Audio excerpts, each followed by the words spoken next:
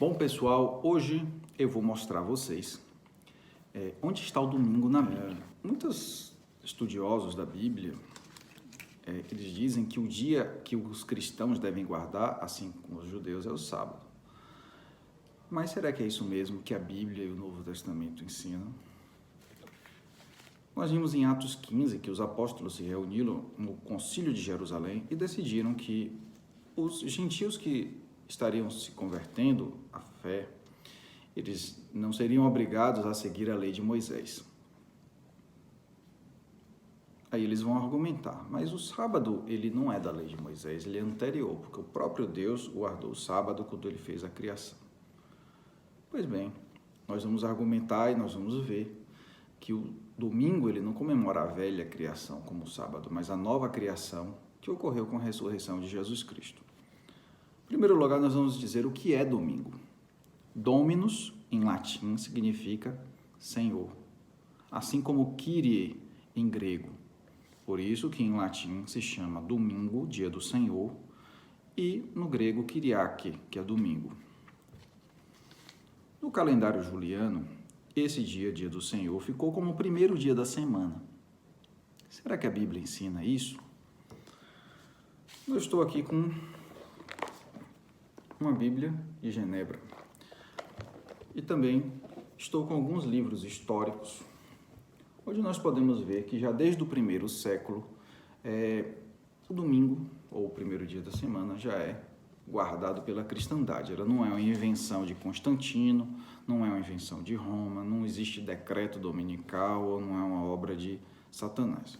Isso sempre aconteceu desde o início do cristianismo. O primeiro texto que nós vamos ler é Mateus 28, versículo 1. Diz assim: no findar do sábado, ao entrar o primeiro dia da semana, Maria Madalena e a outra Maria foram ver o sepulcro, falando da ressurreição de Cristo.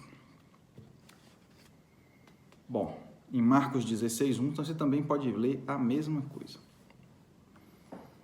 Mas onde a igreja se reunia do primeiro dia da semana? Nós vamos ler isso em Atos dos Apóstolos, capítulo 20, versículo 7. Diz assim: no primeiro dia da semana, estando nós reunidos a fim de partir do pão, com a intenção de partir o pão, Paulo, que devia seguir viagem no dia imediato, ou seja, no outro dia, exortava-os e prolongou o discurso até meia-noite, ou seja, ele passou o dia pregando. Então, eles se reuniram para partir o pão, Eucaristia, e Paulo pregou até meia-noite. Também a Bíblia diz que a igreja se reunia no primeiro dia da semana também para ofertas. Onde isso está escrito? 1 Coríntios 16, versículo 2. Diz assim: no primeiro dia da semana, cada um de vós ponha de parte em casa, conforme a sua prosperidade, e vá juntando para que se façam coletas quando eu for. Então, nós vemos no primeiro dia da semana reunião para partir o pão, reunião para pregação, reunião para coleta de contribuição. Nós vemos que na Bíblia diz que os cristãos se reuniam com essa finalidade no primeiro dia da semana, que é o dia do sol no calendário juliano, que é o calendário introduzido por Júlio César naquele dia. Podemos ver neste livro aqui, um livro histórico, não é canônico, mas ele diz assim: Inácio de Antioquia, ele diz exatamente assim: aqueles que viviam na antiga ordem das coisas chegaram à nova esperança e não observam mais o sábado, mas o dia do Senhor, em que a nossa vida se levantou por meio dele e da sua morte. Um testemunho do ano 107, dizendo que não se guarda mais o sábado, mas o dia do Senhor. Outro testemunho histórico nós podemos ver lá por volta de 150 a 170 depois de Cristo, Justino de Roma. Você vê que é bem antes de Constantino.